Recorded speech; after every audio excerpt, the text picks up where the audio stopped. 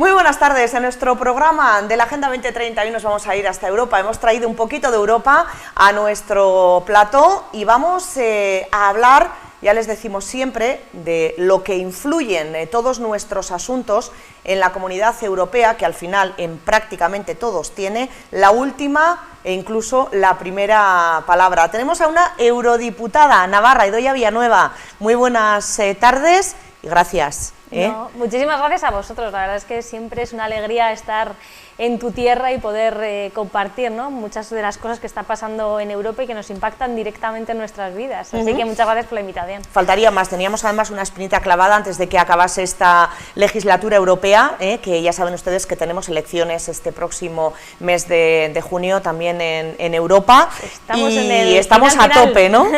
Cerrando temas, me decías, y con muchísimo trabajo, ¿no? Sí, sí, ahora cerrando muchísimas cosas porque nos queda nada, prácticamente semanas para cerrar muchísimas directivas importantes. Se cerró el Pacto de Migración y Asilo esta semana también, y ya en nada tenemos las elecciones europeas el 9 de junio, que ya adelanto, ¿no?, a todos los que nos están viendo, que van a ser muy importantes para lo que va a pasar los próximos 5 años, así que invitar a todo el mundo a que se informe, a que se actualice y a que participe el 9 de junio en las próximas elecciones. Sobre todo a que participe y le demos importancia, que es verdad que estamos todos como ya un poco saturados de elecciones, pero que no nos dé esa sensación de que Europa está como muy lejos, porque en muchos temas aquí, de hecho, bueno, pues hablamos muchísimo del trabajo que hacéis los parlamentarios europeos, y la verdad es que nos afecta una barbaridad. Ahora me decías, estamos con el tema de política migratoria también, es decir, es que nos habléis de los temas que nos habléis, que estáis llevando a cabo, de una u otra forma siempre terminan afectándonos, ¿no? Totalmente, yo creo que cada vez somos más conscientes, ¿no?, que todo, ¿no?, que poder cada vez ser capaces de limitar el precio de la energía, que las acciones contra el cambio climático, pero también hacer sostenible la agricultura, la ganadería en nuestros territorios, cómo se está afrontando ahora mismo los conflictos internacionales. Bueno, pues es que marca la agenda de los próximos 5 años y nos afecta clarísimamente, así que yo creo que es muy bueno que estemos informados y que se participe, ¿no?, de estas próximas elecciones, que, como digo, van a ser clave. Bueno, pues elecciones aparte, que tiempo tendremos también de hablar de ellas. Hoy queríamos alejarnos o acercarnos, según se vea, el tema de la Agenda 2030, hablando de Europa, porque yo creo que de una forma transversal se aborda todos los ODS de la Agenda 2030 en lo que es la Comunidad Económica Europea, las decisiones que se toman en Europa, y hablamos, Idoia, de un tema que además yo creo que, bueno, que está candente y es importante, y tú lo has comentado: tema medio ambiente, tema agricultura, tema lo que la Agenda 2030 pide en esas metas para nuestros agricultores y para la agricultura. ¿Se está entendiendo mal la 2030? Bueno, yo creo que se está comunicando regular, por no decir mal, ¿no?, y desgraciadamente creo que con diversos intereses detrás, ¿no? Yo creo que al final, bueno, ya sabéis bien que la Agenda 2030 no es otra cosa que esos 17 objetivos de hambre cero, de mejorar en igualdad, de tener una educación de calidad, que tú ves los objetivos y es difícil que nadie esté de acuerdo con ellos, ¿no? Unos objetivos que se dan todos los países en Naciones Unidas para avanzar en conjunto, ¿no? Y sin embargo hemos visto durante estos últimos años cómo se ha puesto en el disparador, ¿no?, a la Agenda 2030, que está de alguna manera limitando la capacidad, como un ejemplo concreto, ¿no?, de nuestros agricultores o ganaderos por los objetivos de la Agenda 2030, y no hay nada más falso que esto, ¿no? Yo creo que la Agenda 2030, por un lado, precisamente tiene el objetivo de hacer nuestros territorios sanos, pero también que puedan desarrollar su actividad en el primer sector, la agricultura y la ganadería, ¿no? Hay una falsa dicotomía entre la acción necesaria para cambiar un cambio climático, que es una realidad y que ya nadie puede negar, y al mismo tiempo hacer sostenible un primer sector que es tan necesario para esa soberanía alimentaria de nuestros territorios, ¿no? Que nadie de nosotros, si algo hacemos a lo largo del día es comer 3 veces, ¿no? Necesitamos de productos de calidad y de productos de cercanía, todos y todas, y que los agricultores y los ganaderos de nuestra tierra pues ejercen una labor que es fundamental para todos. Ahora bien, yo creo que precisamente el primer sector está sufriendo claramente dificultades para poder sobrevivir, para que exista esas explotaciones agrícolas y ganaderas en el territorio, porque están subiendo sus costes y porque se les está pagando unos precios que no son justos, ¿no? Desde los precios que se pagan a los agricultores a lo que pagamos nosotros en el supermercado se incrementa en centenares el porcentaje, y ¿quién se está llevando ese beneficio, ¿no? Pues se está llevando una gran distribución que realmente aprieta al primer sector, ¿no? Que dice, oye, o me bajas tanto porcentaje el producto o no te lo compro, y entonces no tienes cómo llegar al cliente final, ¿no? Están subiendo los costes también de la energía, hay que hacer una energía que sea sostenible y limpia para poder llevarlo a cabo, pero también sufren competencia de otros países a través de los libres acuerdos comerciales que se firman precisamente en Europa, y que muchas veces entran a nuestra tierra productos de fuera que no están cumpliendo los mismos estándares laborales, medioambientales, etcétera, y que además van en contra de estos objetivos de desarrollo sostenible que hablamos, porque traernos una naranja de Sudáfrica hasta aquí, imaginaros el coste también y lo que está costando medioambientalmente trasladarla, ¿no? Por tanto, unos objetivos que tienen entre ellos cuidar nuestro clima, pero cuidar también nuestros suelos, nuestros mares, porque si no tenemos suelos limpios, no tendremos agricultura, si no tenemos mares sanos, no tendremos pesca. Por tanto, es evidente que adoptar esas medidas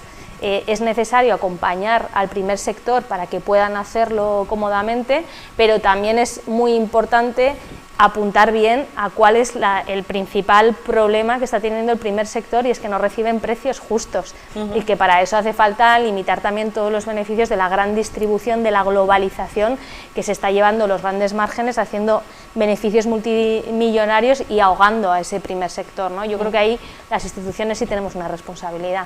Bueno, una responsabilidad que, claro, aquí en el tema de los agricultores, en esas demandas que yo creo que también estamos todos de acuerdo, ¿no? en que tienen bastante razón, por no decir toda la razón, hablamos, bueno, hay cosas que sí que se pueden arreglar desde Navarra, hay cosas que se tienen que arreglar desde España y hay cosas que se tienen que arreglar desde Europa. En lo que a ti te atañe a día de hoy, que es el Parlamento Europeo, ¿qué visión veis? Porque claro, luego se habla mucho de lobbies, se habla de intereses ahí ocultos que se nos escapan un poco a los vecinos, ¿no? A los ciudadanos de a pie.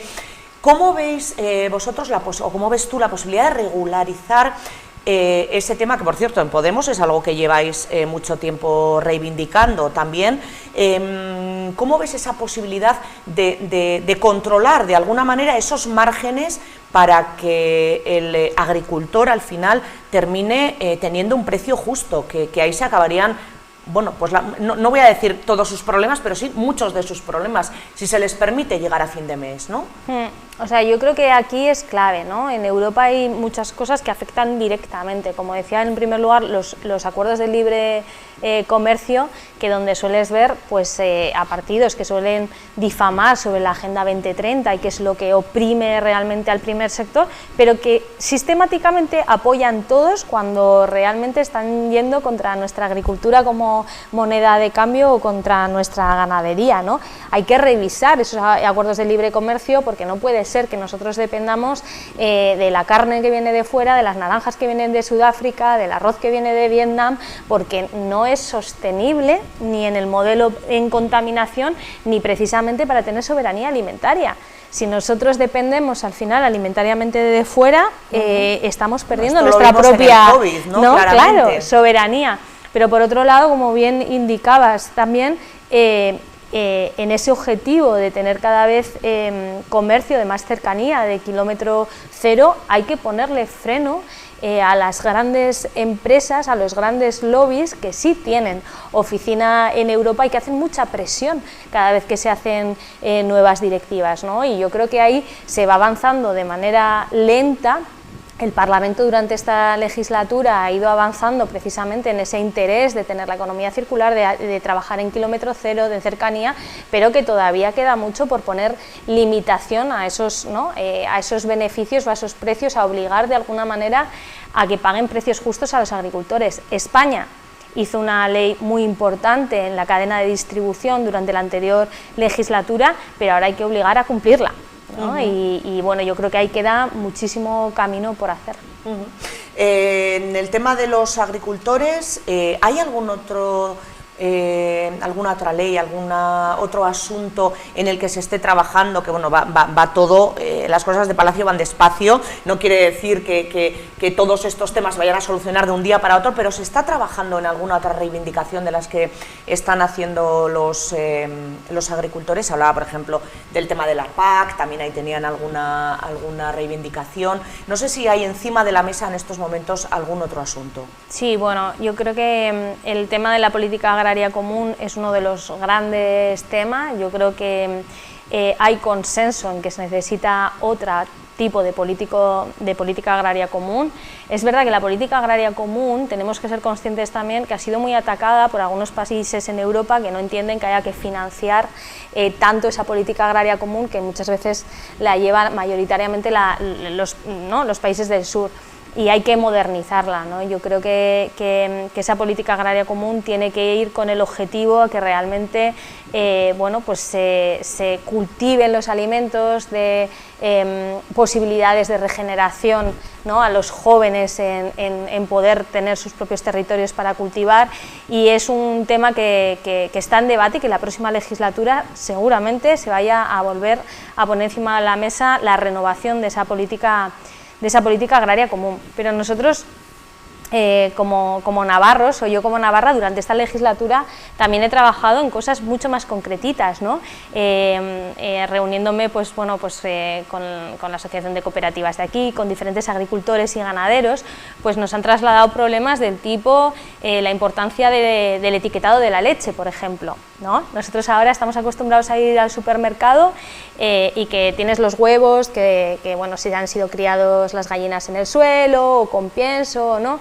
Pero ahora en la leche, por ejemplo, el etiquetado no es muy claro en si están hechas en macrogranjas o están en una agricultura pues más local, ¿no? Y con mejores condiciones, ¿no? A veces tienes un etiquetado de la vaca en el campo pareciendo que es algo como muy local y sin embargo vienen de macrogranjas de muchísimas cabezas, ¿no? Entonces hemos llevado esas exigencias y trasladado para que se mejoren los etiquetados, por ejemplo, de los diferentes productos. También, por ejemplo, nos comentaban cosas como que a veces Europa exige que se utilicen determinados productos, pues pesticidas o demás, que cumplan, ¿no? Contra la acción climática y demás, pero que, por ejemplo, en Navarra nos ocurría que para cultivar la alcachofa no existía ningún tipo de producto concreto que realmente cumpliese lo que Europa estaba pidiendo. ¿Y esto por qué? Porque a las grandes compañías que hacen esos productos no les interesa hacer todo el proceso de certificación para productos que son minoritarios. Pues la alcachofa, como tiene un volumen muy pequeñito, no pasaban la certificación, entonces hace casi imposible cumplir con la legislación europea porque no tienes a las grandes, ¿no? A las grandes empresas pasando esa certificación. Pues también levantamos la mano sobre esto para que de alguna manera se pudiese adaptar para que los productos tan minoritarios y tan buenos como la alcachofa de nuestra tierra, ¿no? Para Navarra, pues se puedan cumplir. Por tanto, en Europa se hacen muchas cosas, ¿no? Más globalizadas, pero también cosas más concretas que también han afectado directamente a nuestro territorio y que durante esta legislatura hemos intentado trabajar. otro argumento, ¿no?, que nos estás dando para darnos cuenta de la importancia que tiene Europa, que en una cosa tan local, tan minoritaria, ¿no?, dentro de lo que es el mundo globalizado, como es la producción de la alcachofa, pues también va a tener su respuesta, ¿no?, en Europa, gracias precisamente a los europarlamentarios y en este caso a vosotros que os habéis preocupado de llevarlo a cabo. Idoia, otro tema también importantísimo, hablamos de medio ambiente, de agricultores, es verdad que es un tema que nos preocupa y más en esta zona, daría para muchísimo más, pero quería también abordar contigo otro tema porque tú estás también en la Comisión de Paz, Seguridad y tal y como está el mundo hoy en día, yo creo que una pincelada por lo menos tenemos que dar, porque también la 2030 se ocupa del tema de la justicia, de la paz, un poco de todos estos asuntos que hoy en día están, bueno, pues tan en cuestión y que son desgraciadamente noticia, ¿no? ¿Cómo estáis viendo desde Europa todo este asunto, los conflictos que tenemos ahí en frontera? O sea, es que los tenemos ahí pegaditos todos. O sea, yo creo que precisamente los Objetivos de Desarrollo Sostenible, esta Agenda 2030, los objetivos al año 2030, es una agenda que comparten más de 163 países y que forman parte de una reflexión conjunta de parar y decidir, estamos de acuerdo en ir hacia aquí y vamos a ir haciendo indicadores y hacer ese seguimiento, ¿no? ¿Qué es lo que está pasando ahora mismo en el mundo? Que cada vez las estructuras de gobernanza multilaterales, las Naciones Unidas, la Organización Mundial de la Salud, todas las organizaciones que nos hemos dado que velan por las reglas internacionales están muy deterioradas y las han ido minando mucho, ¿no? Ahora vemos cómo, es un ejemplo claro lo que está pasando en Palestina, pero cómo las resoluciones de Naciones Unidas se han ido incumpliendo a lo largo de los años y no ha pasado nada, ¿no? ¿Esto qué está haciendo? ¿Qué está ocurriendo con esto? Pues que al final, si no se cumple el derecho internacional, lo que está acabando por haber es la regla del más fuerte, ¿no? Entonces, lo contrapongo también porque precisamente, ¿por qué tiene tanto valor tener una agenda compartida? Porque es necesario que reforcemos de alguna manera las estructuras multilaterales, que es lo que nos defienden a todos y a todas. Si no, lo que termina habiendo simplemente es la ley del más fuerte y la competencia feroz entre estados, que va justamente en contra de lo que pide la Agenda 2030. Eso, ¿no? Es, ¿no?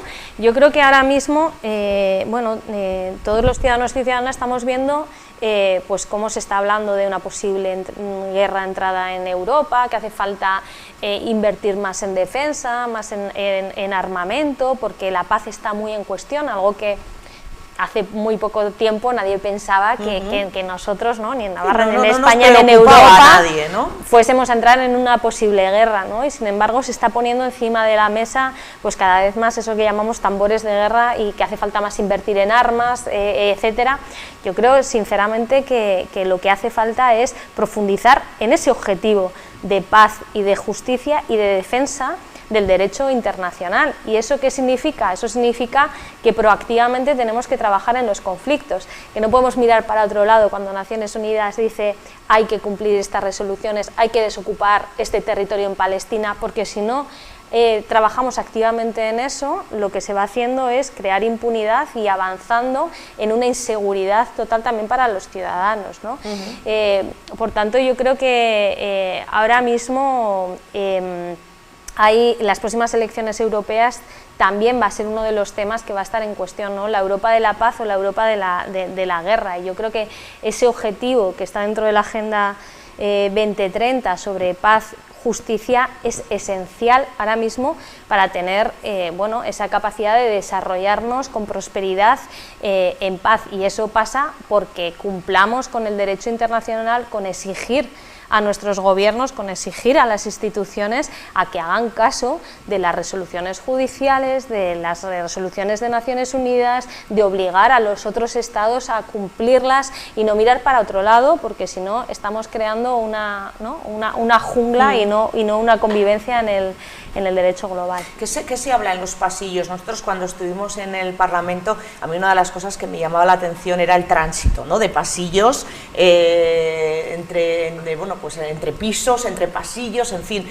Ahí también había muchas conversaciones, yo digo que interesantes, ¿no?, además de las que tengáis en plan reuniones. ¿Qué se habla en cuanto a la guerra? Desde luego estamos totalmente de acuerdo en que hay que cumplir lo que manda el derecho internacional, si no, bueno, ya estamos perdidos del todo, ¿no?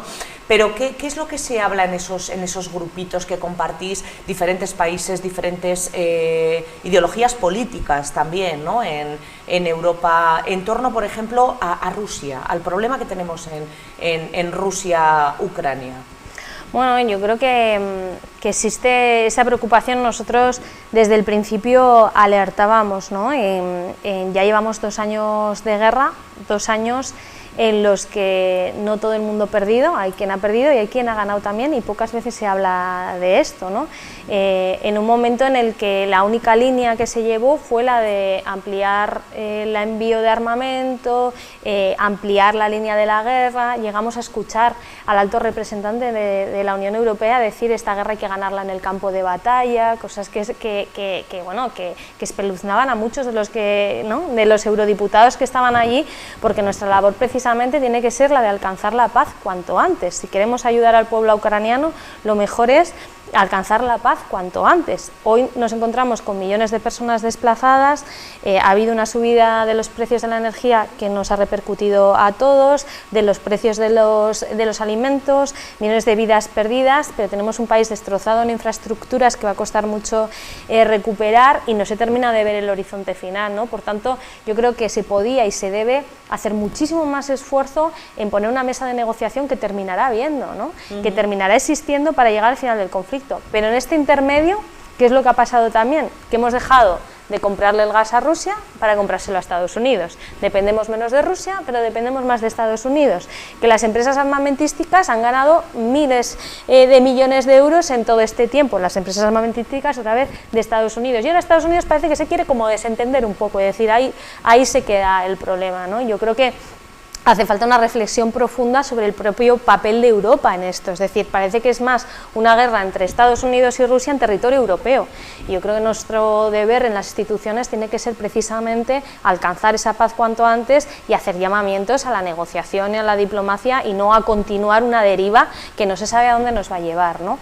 En este sentido, yo creo que la legislatura ha sido muy productiva en muchas cosas, hemos aprendido un montón, hemos podido desplegar un montón de proyectos, pero también está siendo muy frustrante en el final con nuestra posición en lo que está ocurriendo con Palestina, ¿no? Y con Israel. Otro ejemplo en el cual seguir cumpliendo ese objetivo de la paz y desarrollo sostenible, que es aplicar precisamente el derecho internacional, no lo estamos haciendo hoy. Naciones Unidas ha dicho que hay un posible genocidio en Palestina, y no es una cuestión ya moral y ética, es que los Estados miembros tenemos la obligación de actuar ante un posible genocidio, y no se está haciendo. Hoy Israel sigue teniendo un acuerdo comercial preferencial en la Unión Europea, no se ha aplicado sanciones, no se ha hecho embargo de armas, no se ha personado Europa en la rendición de cuentas internacional, un montón de acciones concretas que se podrían y se deberían de hacer para parar lo que es una brutalidad que estamos viendo televisada todos los días, ¿no? Como hay más de 30.000 asesinados civiles, más de 120 personal de Naciones Unidas asesinado, periodistas, etcétera, y no se están haciendo acciones concretas, ¿no? Trabajar precisamente por esa paz y esa justicia es mantenerse firme ante las presiones y decir no, toca cumplir las resoluciones de Naciones Unidas que llevan muchos años alertando que hay ocupaciones ilegales, toca hacer un alto el fuego claro y parar como digo, que es un genocidio que estamos viviendo ante nuestros ojos, ¿no? Y yo creo que ahí está la clave también. Si Europa se va a dejar en la deriva de los intereses armamentísticos y de una deriva que no se sabe bien a dónde va a llegar, o va a tomar el camino que la ciudadanía está expresando también en la calle, que está diciendo, oye, paremos esta barbarie y de una vez cumplamos el derecho internacional, ¿no? Esa es la clave, cumplir el derecho, ¿no? Sí, porque sí. si tenemos leyes y no se cumplen, mal vamos. Totalmente. Y luego está claro, si quieres la paz, para la guerra, ¿no? Yo creo que eso también es fundamental. Pues Idoia Villanueva, ha sido un verdadero placer tenerte hoy con nosotros, acercar un poquito más Europa y bueno, y abrirnos también los ojos de la importancia que tiene el Parlamento Europeo en nuestro día a día y en nuestras vidas. Hoy hemos hablado de agricultura y de paz y justicia y de esas guerras que bueno, pues que tanto daño están haciendo, ¿no? a millones de personas, pero podríamos haber hablado de otros muchísimos temas que también nos afectan. Los dejamos para otro día, ¿te parece? Muchísimas gracias, siempre un gusto. Gracias, Idoia.